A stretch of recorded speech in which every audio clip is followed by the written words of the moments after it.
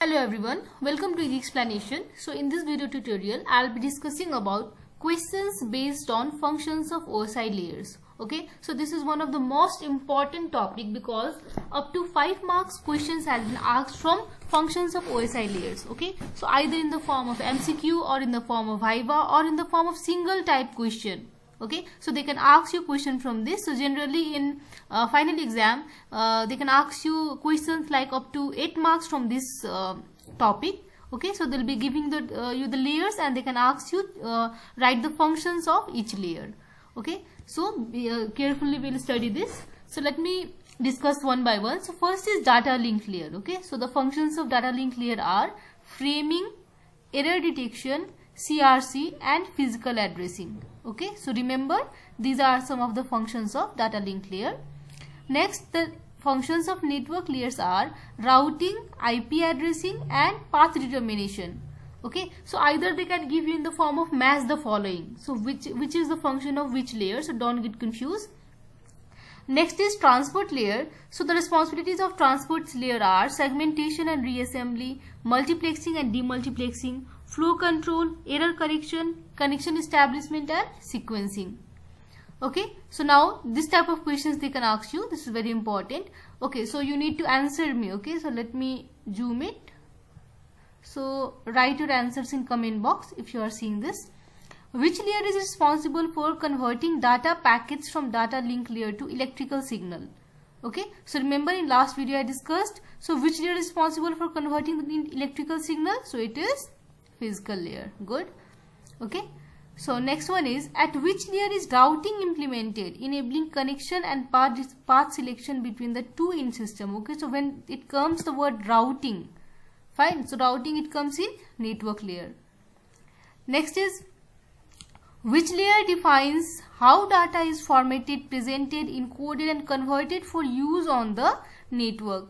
Okay, so remember what I told you in presentation layer, how the data is presented. Okay, so the word itself explains it comes in presentation layer.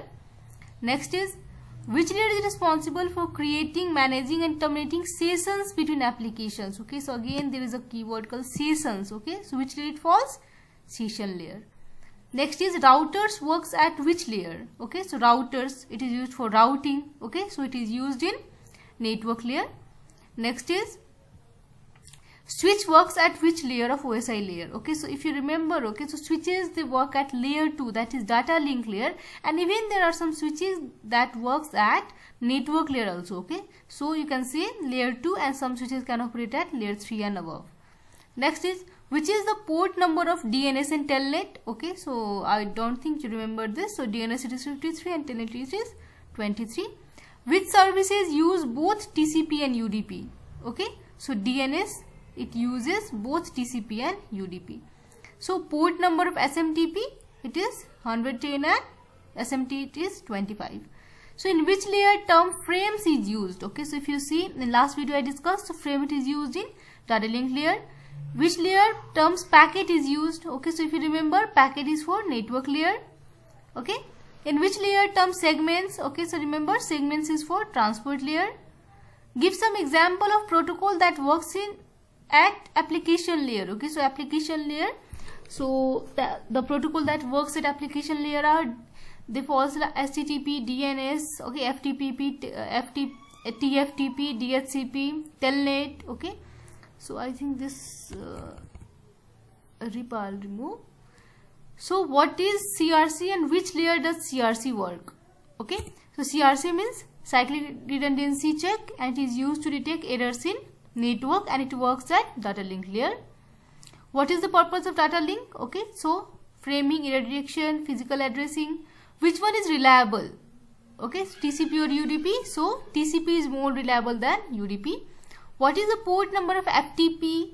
Okay, so port number of FTP is 20 for data and 21 for control. Okay, so I think here this is missing, so it will be control. Okay, so remember this. Which layer provides logical addressing that routers will use? Okay, so logical addressing is nothing but IP address, so it is network layer. Which layer specifies voltage, wired and pin out cables and moves bits between devices? Okay, so when it comes to bits it is physical layer. Next is which layer combines bits into bytes and bytes into frame, uses MAC addressing and provides error detection. Okay, so you can see the keywords: frames, MAC addressing, error detection. So it comes in data link layer. Very good. So which layer is responsible for keeping data from different applications separate on the network? So it is session layer. Okay, so dialog control synchronization.